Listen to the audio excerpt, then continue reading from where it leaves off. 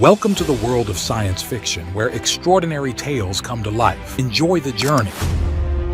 Rain sliced through the neon-saturated night of Metastratos, each droplet a miniature prism catching fragments of the city's electric glow.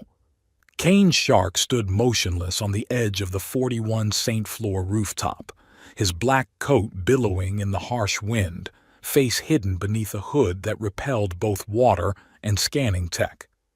His right hand extended outward, holding a blade so thin it nearly disappeared when viewed from certain angles. The knife caught a falling raindrop, splitting it perfectly in half. Then another, and another. 49 divided, Kane murmured to himself, his voice almost inaudible above the storm. One missed. He sheathed the blade with a motion so fluid it seemed the weapon simply vanished into his sleeve. Precision mattered, even in practice. The metallic sphere beside him whirred to life, extending 3 spindly legs and hopping excitedly across the rain-slicked rooftop. Joy, his AI companion, had optical sensors that dilated into comically wide eyes as it tried to mimic Kane's exercise. "I want to try too," Joy announced, voice modulator shifting to an enthusiastic pitch that clashed with the gloomy atmosphere. The droid managed to balance precariously on 2 legs while extending a small appendage that was nowhere near as sharp as Kane's blade. Raindrops, prepare to be divided by Joy, the pacifist warrior. The droid flailed its arm wildly, spinning in circles and missing every drop. "This is harder than anticipated," Joy chirped, then abruptly tipped over, rolling onto its back like an upturned turtle. "Maybe we could just appreciate the rain's inherent wholeness? Every drop contains worlds, Kane. Why must we always divide things?"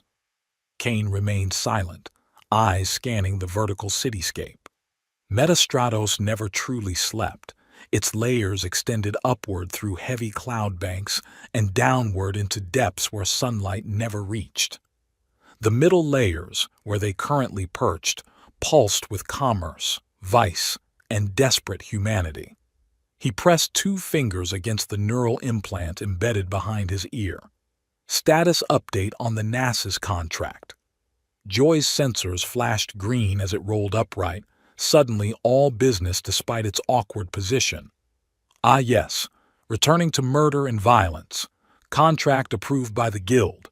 Target: Amin Nas, high-ranking member of the Vrex Syndicate, specializing in live merchandise." Joy's voice dropped an octave in apparent disgust. "Trafficking operations across 3 sectors, 6 confirmed child sales to the acid mines of Neuron 9. Current location, Level 29, West Quadrant Luxury Suite. Payout, 800,000 credits on confirmation." Kane pulled his hood lower, obscuring his face completely. Time to work. Without hesitation, he stepped off the roof. The first 50 feet of freefall were silent, just the rush of wind and the sensation of gravity claiming him. At precisely the right moment, he activated the gravitational dampeners in his boots, adjusting his trajectory toward the reinforced glass side of the building. His body became a missile, arms tight against his sides. He crashed through the exterior window of the 37th floor, shards exploding inward as startled occupants scattered. Without pausing, Kane rolled and drove his fist through the floor, structural nano-weakeners in his gloves liquefying the composite material. He dropped through to the 36th floor, then the 35th, each impact precisely calculated. By the time he reached the 30th floor, automated security systems had activated. Laser grids crisscrossed his path, but Kane twisted between them, his body moving with inhuman fluidity. The gravitational boots absorbed each landing impact, converting it to propulsion energy for the next breach. Above him, Joy descended through the holes he'd created, its spherical body safely encased in a protective shield, muttering, "So much property damage. We could have used the elevator." The final breach brought Kane crashing through an ornate ceiling directly into Amin Nas's private quarters. He landed in a three-point stance surrounded by glittering debris and the screams of startled occupants. The suite was a temple to excess. Holographic art shifted between forbidden ancient pieces stolen from dead worlds. Narcotic mist hung in the air, sweet and disorienting. A massive circular bed dominated the center of the room, where Amin Nas, a grotesque, three-eyed alien with tentacles writhing around his mouth area, lounged among 6 young women of various species. Each wore a neural control collar, their expressions vacant. "What is the meaning?" Amin Nas began, his translator struggling to convert his gurgling language into standard dialect. The tentacles around his mouth quivered violently as recognition dawned in all 3 of his eyes. "Wait, you're the knife." Kane rose slowly to his full height, unsheathing his blade. The weapon hummed faintly as it activated, edge glowing with a subtle blue energy field. "I have money!" Amin Nas's scrambled backward, thick body sliding off the silk sheets. "More than whoever hired you. Double. Triple." The trafficker's bodyguards, 2 hulking Kronos mercenaries, moved to intercept, drawing plasma rifles. Kane flicked his wrist, sending 2 nearly invisible projectiles across the room. Each found its mark in a bodyguard's throat, the microfilaments expanding on impact, severing neural pathways. Both guards collapsed simultaneously. Amin Nas's voice grew desperate. "I'll give you anything. Women, take your pick." He gestured wildly at the collared captives. "Credits? I have accounts across 17 systems, a private moon. I own a terraformed pleasure satellite in the Cygnus sector." Kane advanced steadily, expression unchanged. "You sold 6 children." "Business. Just business," Nassus pleaded, backing into a corner. "The mines needed small hands. They survived. Most of them." Kane's blade flashed once. The alien's head toppled from his shoulders, severed cleanly at the neck. Purple ichor sprayed in an arc across the luxurious carpet. The body remained standing for 3 more seconds before collapsing with a wet thud. "Contract fulfilled," Kane said quietly into his implant. Joy descended from the ceiling hole, its shield retracting with a soft whir. The droid hovered near the severed head, sensors blinking rapidly. "This could have been resolved through dialogue," Joy lamented. "Perhaps some community service? Reparations? A sincere apology?" Kane ignored the droid, turning his attention to the women in neural collars. Their eyes had begun to focus as the control signals from their now-deceased master ceased. He approached the nearest, a Proxian female with delicate red-scaled skin, and examined her collar. "Standard Vrex suppression tech," he muttered, locating the release mechanism and deactivating it. The collar fell away, revealing raw skin beneath. One by one he freed the others. A Terran woman with augmented limbs, a willowy Altarian with translucent skin, 2 identical Gemini twins, genetically modified for synchronized movements, and finally, a green-skinned woman with striking features and eyes that shifted between gold and amber. This last one, unlike the others who huddled together in shock and relief, stood gracefully as her collar clattered to the floor. She stretched her neck, rubbing the mark where the device had been. "I knew someone would kill him eventually," she said, her voice surprisingly melodic. "But I didn't expect the legendary Kane Shark to be my savior." Kane turned to leave, but she stepped directly into his path. Up close he could see the fine pattern of iridescent scales that covered her green skin, catching the light with each movement. "My name is Vaya," she continued, moving closer than propriety or safety would suggest wise. 3 years I've been his property. Before that, I was a dancer on Elysium Prime." "You're free now," Kane replied flatly, stepping around her. She matched his movement, placing a hand on his chest. Her fingers traced the edge of his armor, finding the seam where it joined more flexible material. Freedom feels empty after so long in captivity, Vea said, her voice dropping to a purr.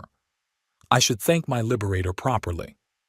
Joy bounced between them, sensors wide. Oh my, is this what organics call flirtation? How fascinating, though perhaps poorly timed, given the decapitated corpse approximately 3.7 meters to our left. Vaya's eyes narrowed at the interruption, but her smile remained. Your little friend could wait outside. We're leaving, Kane stated, removing her hand from his chest. She wasn't deterred. Such a cold man, all that power, all that skill. She leaned closer, her breath warm against his ear. Don't you ever want to feel something besides death, Hunter? For a moment, just a fraction of a second, Kane's expression shifted. Something ancient and human flickered in his eyes. Vaya noticed. Her smile widened, revealing slightly pointed canines. One night, to thank you properly, to show you what life tastes like. Her fingers found his jaw, tracing the line of an old scar. So strong, so cold. Perhaps I could melt some of that ice, just for tonight. Kane remained still, neither accepting nor rejecting her advance. The moment stretched between them, possibility hanging in the air alongside the fading narcotic mist. The neural implant behind his ear suddenly pulsed, 3 rapid vibrations indicating priority communication. He pressed it, tension immediately returning to his posture. Incoming contract, Joy announced, bouncing excitedly. Priority level Alpha. Target, Princess Astraea Liaris, wanted for regicide, treason, and destruction of governmental property. Bounty, 15 million galactically certified credits.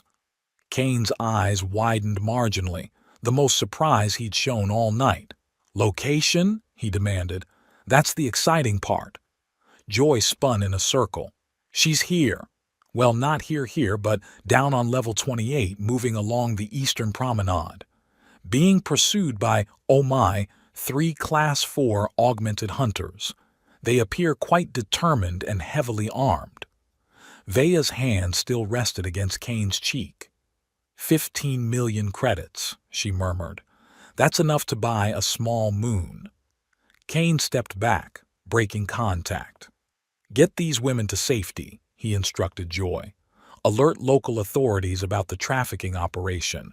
Evidence is in his databases. And what about our, romantic interlude? Vaya asked, trailing a finger down his arm. Kane moved to the shattered window overlooking the rain-drenched cityscape below. Neon advertisements reflected in the puddles forming on the exterior walkways of level 28. Through the downpour, he could make out a slim figure running, pursued by 3 larger shapes. Another time, he said, not looking back. Before Vea could respond, he leapt from the window, coat billowing behind him like wings as he plummeted toward his new target. Joy sighed dramatically, its spherical body drooping. He always does this, very rude. I apologize for his abrupt departure. The droid turned to the freed captives. Now then, ladies, shall we find you some less revealing attire and perhaps a nice cup of tea? As Kane fell through sheets of rain toward level 28, his mind was already calculating angles, distances, attack vectors. The face of Princess Astraea Liaris, known throughout the quadrant as the Azure Betrayer, flashed in his neural display.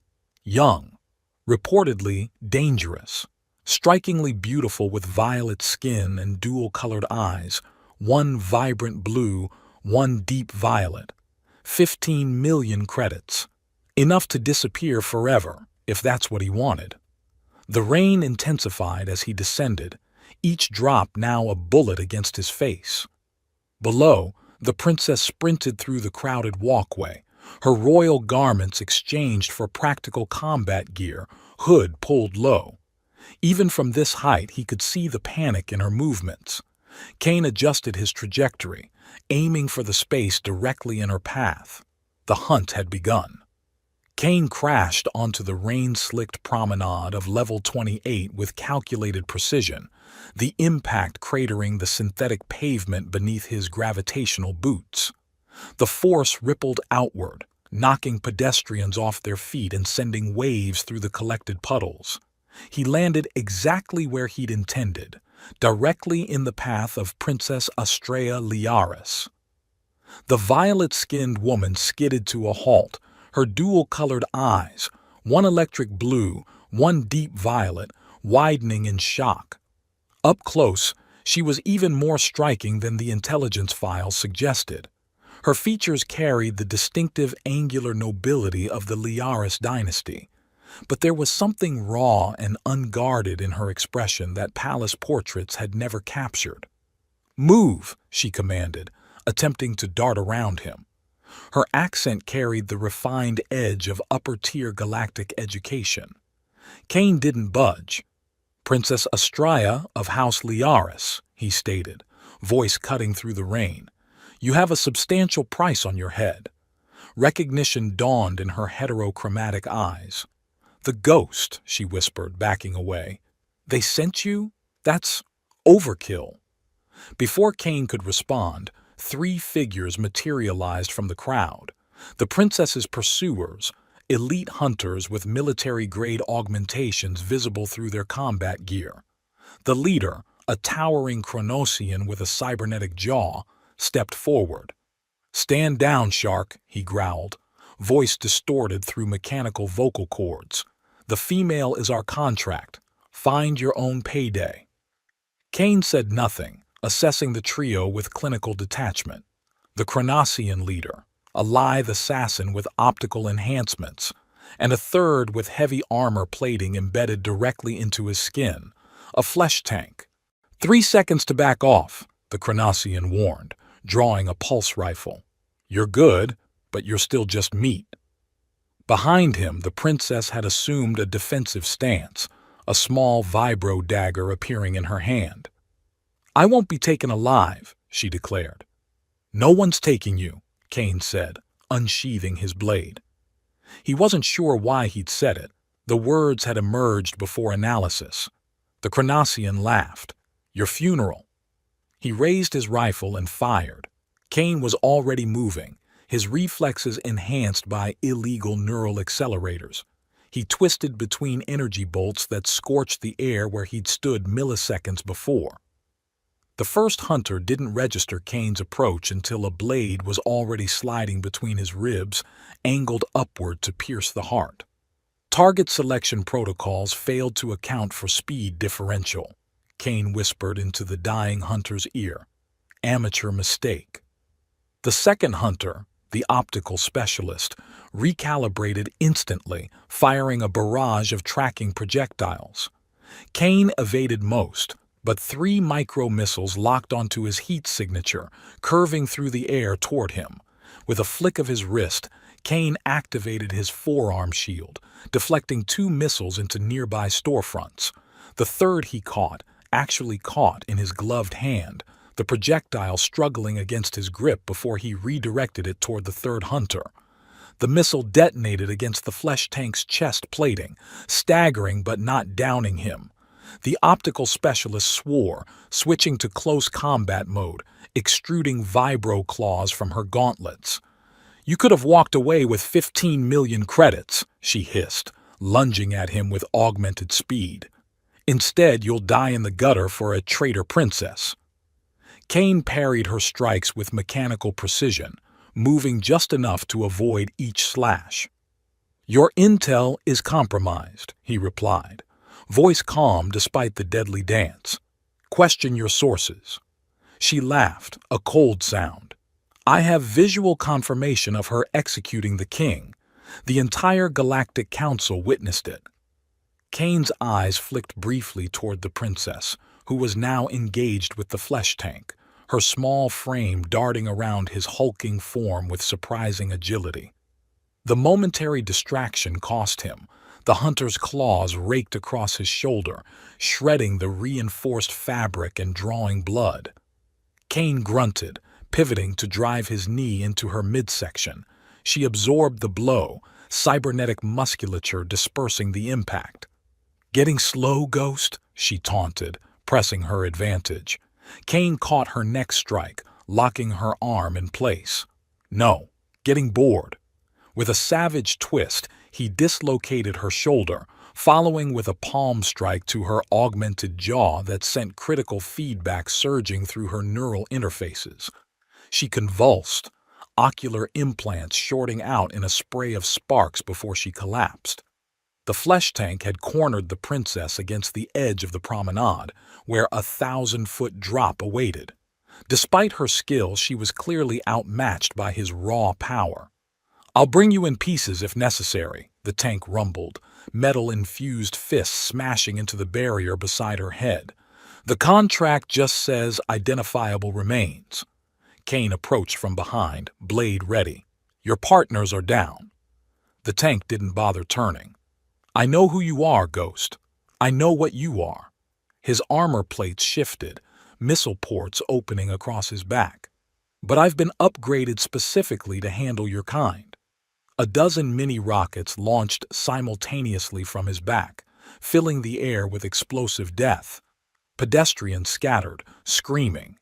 Princess Estrella flung herself to the ground, rolling beneath the barrage. Kane didn't dodge.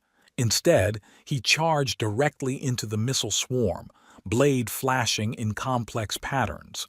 Explosions bloomed around him, yet somehow he emerged through the smoke, coat singed but body intact.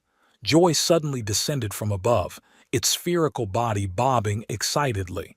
"Kane! There you are! I was following the trail of unconscious bodies and property damage. Oh my, more violence!" The tank swung a massive fist toward the droid, who spun away with a startled electronic yelp. "Not friendly! Definitely not friendly!" Joy circled around the tank's head, distracting him. Why must organics always resolve differences through physical trauma? Have you considered a structured debate format? The distraction was all Kane needed. He launched himself at the tank, driving his blade into a vulnerable joint where the armor plates connected. The tank roared, trying to dislodge him, but Kane clung to his back, methodically inserting his blade into each weak point. Systems. Failing. The tank gasped as his cybernetic enhancements began shutting down. "What? Are you?" Kane leaned close to his ear. "I'm what they made when they decided soldiers weren't lethal enough." With a final thrust, he severed the main neural trunk connecting the tank's augmentations. The massive hunter crashed to the ground, systems offline but still breathing. The promenade had emptied of civilians, leaving only Kane, Joy, and the princess standing amid the wreckage. Rain continued to fall, washing blood into the gutters. Joy hovered nervously. "Well, that was excessively violent, though I must commend your restraint in not actually killing the last one. Progress." Kane approached Princess Estrella, who stood with her back against the railing, dagger still clutched in her hand. Her violet skin gleamed with rain and sweat, and a cut above her eye leaked indigo blood. "Are you going to try next?" she asked, voice steady despite her obvious exhaustion. Kane should have immobilized her immediately. The contract was clear: 15 million credits for Princess Estrella Liaris, dead or alive. A simple nerve strike would render her unconscious. He could have her back to his ship before more hunters arrived. Instead, he found himself staring into her eyes. The royal portraits had shown a haughty, cold princess, the perfect image of Liaris dynasty superiority. The woman before him had those same regal features, but her eyes, they held no fear, no rage, only a profound sorrow and a dignity that seemed to come from somewhere beyond her royal breeding. "You're not a killer," he said, the word surprising even himself. She lowered her dagger slightly. "What?" "Your eyes. They're not a murderer's eyes." A bitter laugh escaped her. "And you're an expert on murderers' eyes?" "I see them in the mirror." Kane sheathed his blade. The intelligence is wrong. You didn't kill the king. Joy bounced between them. Oh, plot twist. Are we not completing the contract? Because I've already mentally allocated those 15 million credits toward my Galactic Peace Initiative Fund. Estrella's posture remained tense.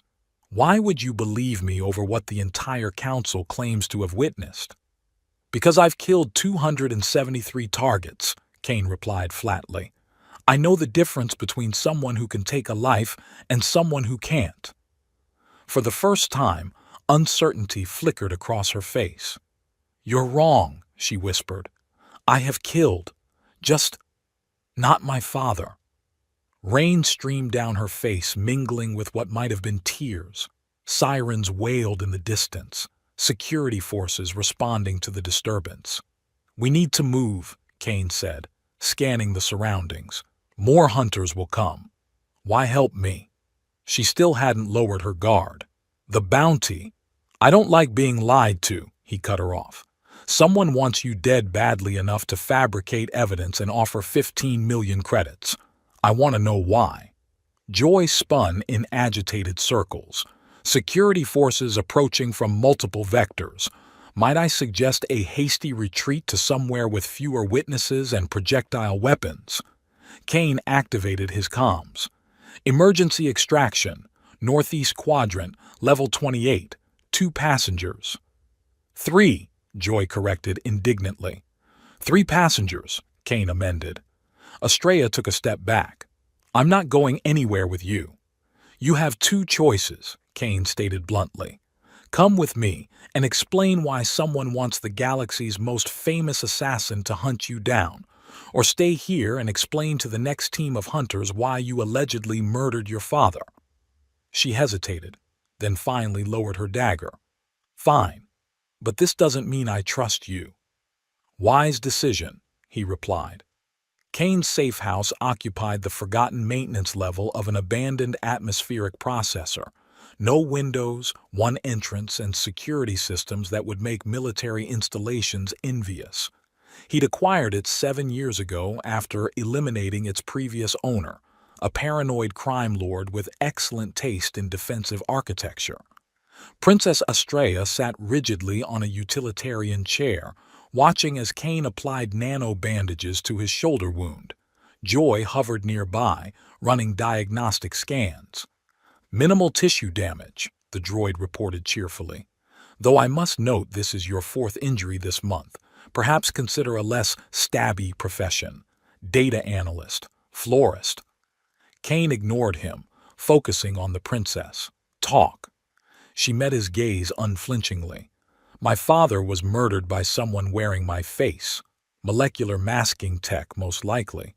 Whoever did it made sure the entire council witnessed me plunging a ceremonial dagger into his heart. Why? Because I discovered something I wasn't supposed to know. She leaned forward, heterochromatic eyes intense. The Liaris dynasty has been funding illegal experiments, biological weapons research using live subjects, children. Kane's expression didn't change, but something cold settled in his stomach. Where? Outpost NK-712, the supposedly abandoned mining colony on Neuron 9. The name hit Kane like a physical blow.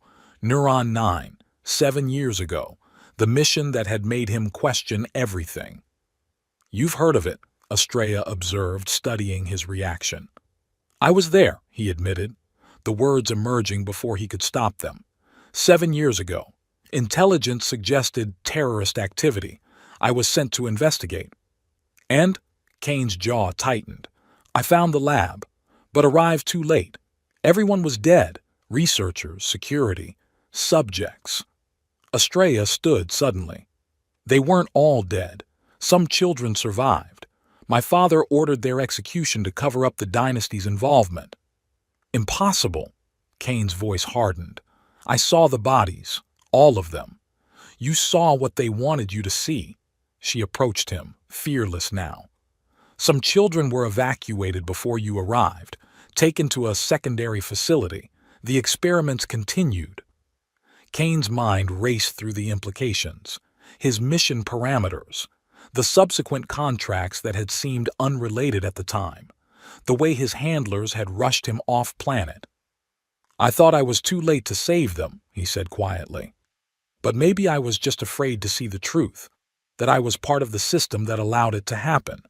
Joy's optical sensors widened. "Oh my, this is quite the revelation. Though I'm confused why royal families would need biological weapons when they already control, well, actual weapons." "Power," Estrella said simply. "My father was a puppet. The real power lies with the council and the military-industrial complex that funds them." She took a breath, then delivered the final blow. "And the contract on my head didn't come from any government. It came from within my own family, my sisters." Kane processed this silently, the pieces falling into place. "So, what do you want from me?" "Nothing. I was handling this myself until you dropped into my path." "Not very successfully," he observed. Her eyes flashed. "I've survived 2 weeks with the entire galaxy hunting me. I'd call that a success." A proximity alert suddenly blared from Kane's security console. Someone had breached the outer perimeter, someone good enough to bypass the first layer of defenses. Kane drew his blade. "We have company."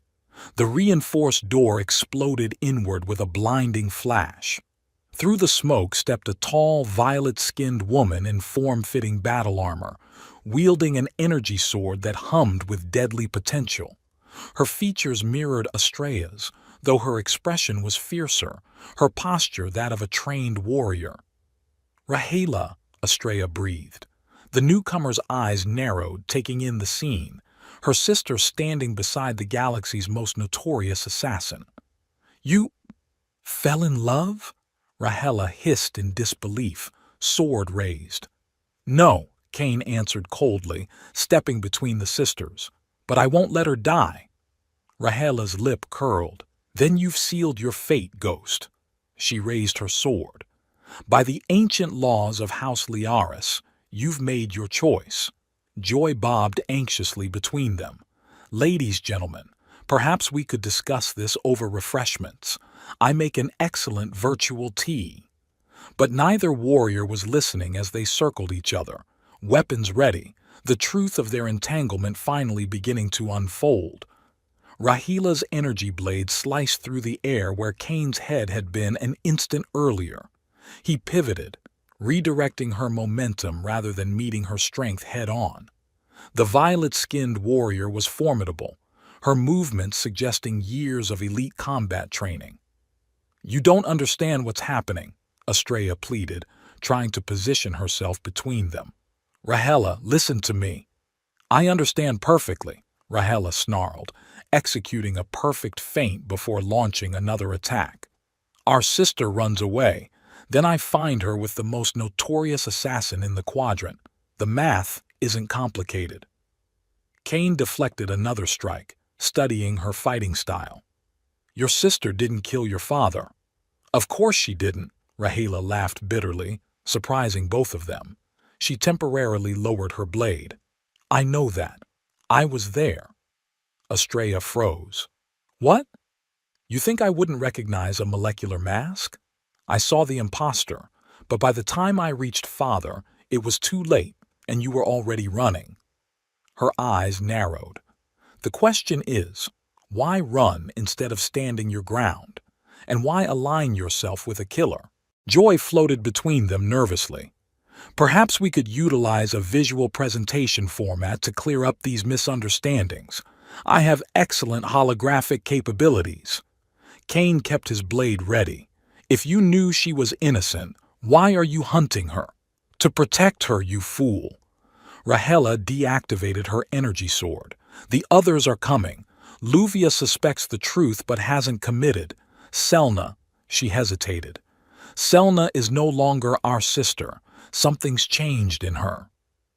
A slow clapping sound echoed from the shattered doorway. "What a touching family reunion," purred a silken voice. A statuesque woman with the same violet skin tone but lighter, almost lavender, stepped through the wreckage. Unlike her sister's practical attire, she wore an elaborate gown that somehow remained pristine despite the surroundings. Her smile was dazzling, calculated to disarm. "Luvia," Estrella whispered. The newcomer's dual-colored eyes, matching Estrella's, swept the room, finally settling on Kane with predatory interest. The infamous ghost. I expected someone older. She approached with graceful steps, each movement deliberately sensual. The galaxy's deadliest assassin protecting my wayward sister. How unexpected. "Stay back," Rahela warned, reactivating her blade. Luvia laughed, the sound like crystal chimes. "Always so aggressive, Rahela. No wonder the military loves you."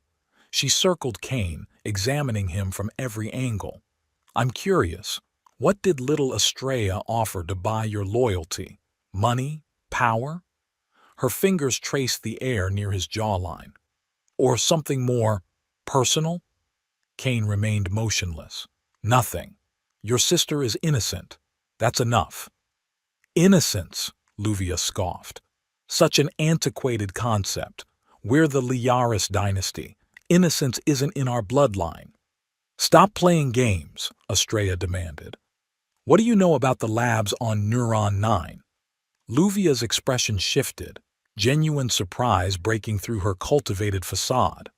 "What labs?" Joy projected a holographic display showing the Neuron 9 system. "Biologically modified children, weapons research, royal conspiracy, very dramatic stuff." "Shut that thing off," Rahela commanded. "That droid is exaggerating, surely," Luvia stammered, her composure cracking. "Our family funds many research initiatives, but—" "Children in acid mines," Kane stated flatly. "Genetic experimentation. Your father's signature on the authorizations." "Impossible," Luvia whispered, genuinely horrified. "Father would never." She turned to Estrella. "Is this why you've been investigating the mining subsidiaries? Why you kept disappearing on those archaeological expeditions?" Estrella nodded slowly. "I found records, evidence that could destroy our dynasty. I was going to confront Father with it the day he was killed." Understanding dawned in Luvia's eyes. "Someone silenced him before you could." "And framed me," Estrella finished. A slow, sardonic clap echoed through the room again. "Well done, sisters. You've assembled quite the little rebellion." Selna, the final Liaris princess, stepped into view. Unlike her sisters, her violet skin bore intricate cybernetic implants that pulsed with subtle light. Where they were beautiful in a natural, regal way, she had augmented herself into something both magnificent and terrible. Flanking her were a dozen elite royal guards, weapons trained on everyone in the room. "How disappointingly predictable," Selna sighed. "The idealist, the warrior, and the diplomat, all banding together against the practical one who actually gets things done." Kane analyzed the tactical situation. 12 guards, 1 cybernetically enhanced royal, 3 exits, all covered. Joy couldn't interface with their weapons, military-grade neural locks. Not impossible odds, but the princesses would likely be caught in the crossfire. "The experiments were your doing," he stated, drawing Selna's attention away from her sisters. Her augmented eyes flashed with appreciation. "Not originally, no. The previous ruling council initiated the program, but I saw its potential." She gestured to her own modified body. "Look what controlled applications achieved for me. Imagine an army of soldiers with genetic modifications from birth." "You're insane," Rahela hissed. "I'm visionary," Selna corrected. "And soon I'll be empress. The council already backs me. All I needed was for our troublesome little sister to take the fall for Father's unfortunate demise." Her eyes locked on Kane. "Then you had to complicate matters. The legendary ghost, growing a conscience." In one fluid motion, Kane hurled a concealed blade at the main power conduit. The safe house plunged into darkness, emergency lights casting everything in blood-red glow. "Execute them all," Selna commanded. Chaos erupted. Plasma bolts scorched the air. Rahela launched herself at the guards, energy blade carving glowing arcs through the darkness. Luvia proved surprisingly capable, producing a thin stiletto from her sleeve and moving with dancer's precision. Kane became a shadow, materializing behind guards only to disappear again, leaving unconscious bodies in his wake. He fought non-lethally, a rarity for him, aware that these were loyal soldiers following orders, not targets. "Estrella," he called, spotting her cornered by two guards. "I'm fine," she shouted back, demonstrating unexpected combat skills as she disarmed one guard and used his weapon against the other. Joy zoomed frantically overhead. "Everyone seems intent on harming each other. Perhaps we could revisit my meditation suggestion." Selna targeted Kane specifically, her cybernetic enhancements making her dangerously fast. "I studied your techniques," she purred as they clashed. "Paid good money for the combat data from your previous contracts." "Then you know I don't lose," he replied, matching her augmented speed with his own hard-earned reflexes. "Everyone loses eventually," she countered, landing a blow that would have crushed an ordinary man's ribcage. Kane absorbed it, the specialized mesh beneath his coat distributing the impact. The battle concluded abruptly when Luvia emerged behind Selna, pressing her stiletto against her sister's throat. "Enough!" Panting, bleeding from several wounds, Selna froze. The remaining guards lowered their weapons at her subtle hand signal. "You know what happens now," Selna said quietly. "The dynasty is fractured. The council will intervene. Civil war. Unless—" Luvia's eyes drifted to Kane, calculating something.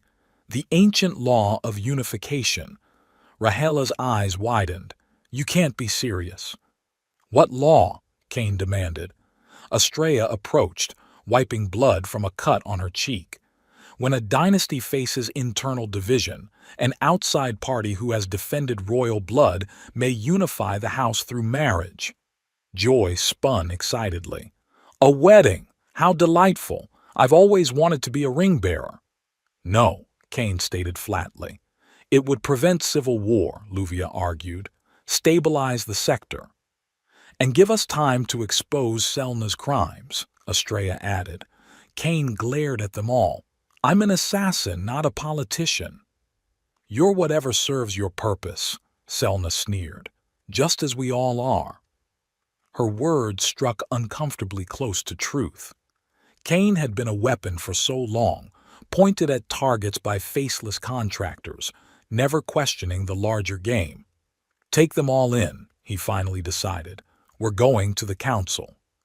The Galactic Council chambers hushed as the most improbable group in recent memory strode down the central aisle, the galaxy's most feared assassin, flanked by all four Liari's princesses and one enthusiastically narrating droid. "Make way! Historical moment occurring. Political paradigm shifting," Joy announced, projecting holographic fanfare that Kane quickly squelched. "What is the meaning of this interruption?" demanded High Counselor Tarsus, his elongated features contorted with outrage. Kane stepped forward. "Your royal succession plan has a problem." He gestured to Selna. "She murdered the king and framed her sister, but that's just the surface." Holographic evidence materialized above them, Joy projecting the files Estrella had gathered, records of the experiments, financial transactions, genetic profiles of children modified into weapons. "Lies," hissed Selna. "Truth," countered Estrella. The chamber erupted into chaos, accusations, denials, threats of interstellar sanctions. Through it all, Kane stood silently, watching the political machinery grind into motion. He'd expected corruption. The scale of the complicity surprised even him. Finally, the temporary council chair banged a ceremonial staff. "Silence. These allegations must be investigated." Until then, the Liaris succession remains in question. An elderly counselor stood. There is precedent, the law of unification through an outside defender. All eyes turned to Cain. The chair nodded slowly. The ghost has defended Liaris' blood. By ancient law, he could unify the dynasty through marriage alliance, stabilizing the sector while investigations proceed. Cain stepped forward, the chamber falling silent at his movement. "I don't fight your wars," he stated, voice carrying effortlessly through the vast space. "I don't serve your politics. For too long, I've been a weapon aimed by whoever paid the highest price." His eyes swept the council. "I came here for one reason, so the truth could live." He turned to face the four sisters, each watching him with different expressions: hope, calculation, rage, and something deeper he couldn't name. "You play your games of power, but while I live, no one will command me to kill the truth." He met Estrella's gaze specifically. Not even for her. The council chair cleared his throat. "The law offers you title, wealth, position. I don't want your bribes," Cain cut him off. "The choice is mine, and I choose freedom." Rain lashed against the landing platform as Cain prepared his ship for departure. The storm system had followed them from Metastratos, as if the weather itself was part of his personal narrative. "You're really leaving?" Estrella asked, approaching from behind. She'd abandoned her royal finery for practical travel clothes, but somehow looked more regal for it. "Yes. They'll come after you. The Council, Selna's allies." Cain continued his pre-flight checks. "Let them try." She stepped closer. "And us, all of this." She gestured vaguely between them. "There is no us," he replied, though without his usual coldness. "You have a dynasty to rebuild, wrongs to right. And you?" For the first time in years, Cain permitted himself a slight smile. "I have choices to make. My choices." Joy bobbed excitedly between them. A beautiful moment of character growth, though statistically, partings in the rain have a 78% chance of eventual romantic reunion. Cain shot the droid a withering look before turning back to Estrella. "Your sisters are waiting." Indeed, the three other Liaris women stood at a distance, even Selna, now under guard but still part of the complex family dynamic that would take years to heal. "If you ever decide to stay somewhere," Estrella said softly, "don't do it because of law or obligation." "I won't," he promised. Cain boarded his ship, Joy floating in after him, still providing unwanted romantic commentary. As the engines fired up, he looked through the viewport at the four violet-skinned women standing in the rain. Each had changed him in ways he was only beginning to understand. As the ship lifted off, Joy settled beside him in the cockpit. "You know they're waiting for you, right?" Cain watched the royal palace shrink beneath them, rain streaking across the viewport like tears. "Yes. And let them wait." He set coordinates for open space. "I've been a tool for too long." The ship punched through the storm clouds, emerging into clear starlight. For the first time in his life, Cain Shark flew toward uncertainty with something that felt strangely like hope. Behind him, unseen, Estrella watched the ship disappear into the stars, her dual-colored eyes reflecting both the man he had been and the one he might become. 3 years had passed since Cain Shark had walked away from the Liaris dynasty and the Galactic Council's manipulations. 3 years of choosing his own contracts, primarily hunting those who experimented on children or trafficked in lives. 3 years of building something he'd never thought possible, a reputation not just for death, but for justice. The compound on Elysium's northern continent sat nestled between ancient forest and rugged coastline, hidden from orbital scans by technology that cost more than some small moons. Rain, always rain, pattered against the transparent ceiling of the central atrium where Kane sat cross-legged on a meditation mat, eyes closed. "You're still terrible at relaxing," a melodic voice observed. Kane opened one eye to see Luvia approaching, her violet skin luminous in the filtered daylight. She'd traded her elaborate royal gowns for more practical attire, though she still moved with the grace of the diplomat she'd been trained to be. "I'm trying," he admitted, "trying too hard." She settled beside him with practiced ease. "That's always been your problem." Joy zoomed into the atrium, its spherical body now upgraded with gold accents that it insisted were dignified embellishments befitting a retired violence facilitator. Meditation statistics: heart rate elevated 17% above optimal parameters, muscle tension excessive. Conclusion: "You're thinking about work again, aren't you?" The droid emitted a long-suffering electronic sigh. Kane's mouth twitched in what had become, over time, an increasingly common almost smile. "The Centauri cartel is expanding into the outer colonies. Someone needs to—" "Someone else can handle it," Rahela interrupted, striding in from the training room. Sweat gleamed on her violet skin, evidence of her daily combat regimen. The warrior sister had never fully abandoned her military discipline, but she'd channeled it into training a new generation of elite security forces loyal to the Reform dynasty. "You promised. 1 full month of no work." "I promised to try," Kane corrected. "Semantics." Rahela tossed him a towel. "Come spar with me. If you need to hit something, better me than some unfortunate criminal who hasn't had breakfast yet." "How romantic," Luvia teased. "Your courtship rituals remain charmingly primitive." The banter between the sisters had evolved from their earlier tension into something affectionate, if still competitive. Their shared ordeal had broken old patterns, allowing new relationships to form. None of them were the women they had been when Kane first encountered them. Estrella entered from the lab wing, datapad in hand, her heterochromatic eyes bright with excitement. "The last group of children from the neuron facilities has been successfully treated. The genetic modifications are reversing." This was what had eventually drawn Kane back. Not politics or power, but the chance to right the wrong that had haunted him for years. The rescued children from the laboratories had become their shared mission. "That's good news," he acknowledged, rising to his feet. "Excellent news," Estrella corrected, setting aside her datapad to approach him. "Worth celebrating."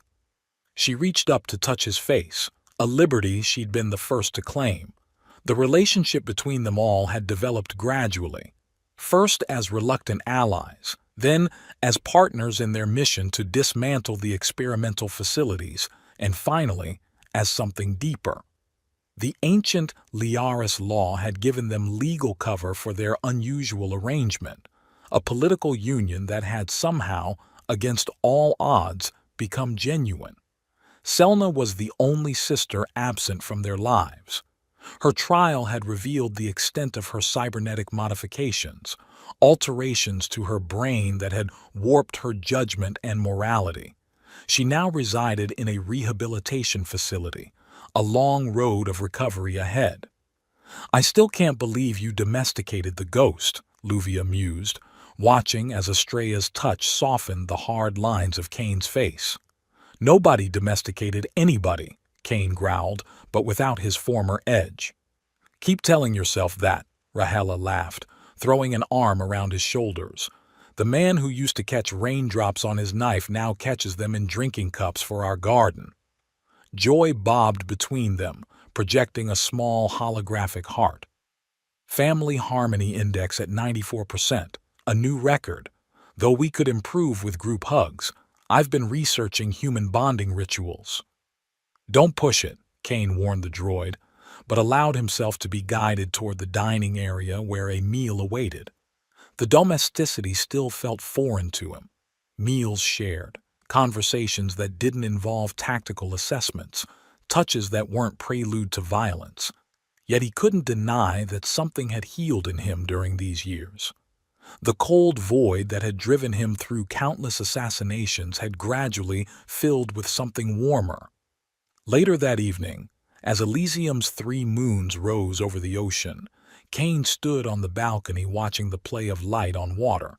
Estrella joined him, leaning against his side. "Regretting your choices?" she asked quietly. "No." The answer came without hesitation now. "Even with all the royal politics, the diplomatic functions Luvia drags you to, Rahela's dawn training sessions?" A genuine smile, rare but increasingly common, crossed his face. "Even with all that?" From inside came the sound of Luvia and Rahela arguing good-naturedly over a strategy game, with Joy providing unnecessary statistical analysis of each move. The former princesses had retired their titles, choosing to serve the dynasty as advisors rather than rulers. "You know," Estrella said thoughtfully, "when I ran into you that night in Metastratos with assassins on my heels and a price on my head, I thought it was the worst luck in the galaxy." "It was," Cain agreed, "for the assassins." She laughed, another sound that had become part of the rhythm of their shared life.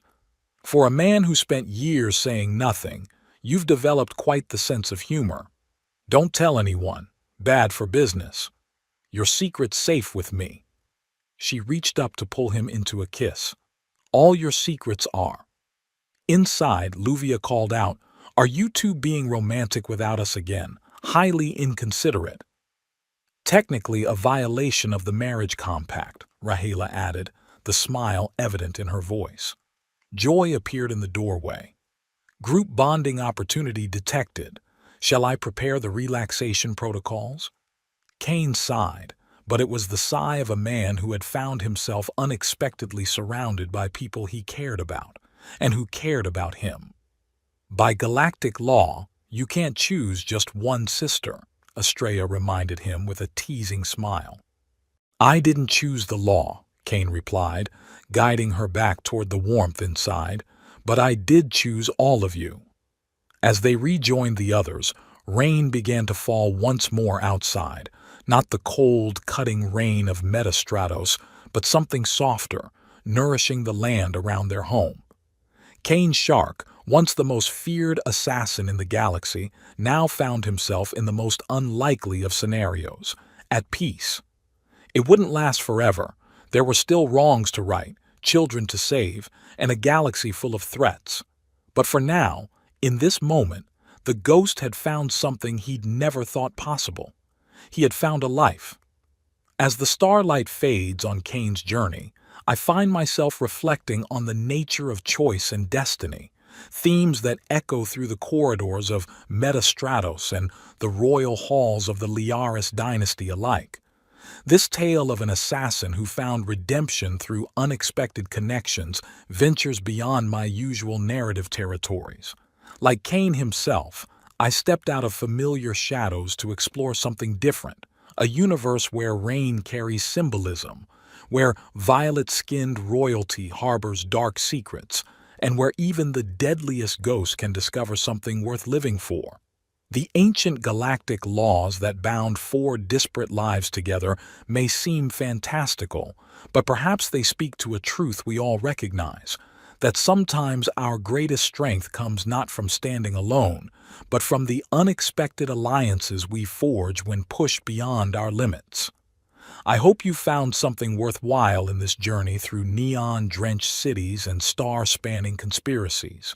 Maybe, like Joy the pacifist droid, you discovered humor amidst the darkness. Or perhaps, like Cain himself, you glimpsed the possibility that even the most rigid paths can bend towards something resembling hope. Until our next voyage through the stars, your storyteller,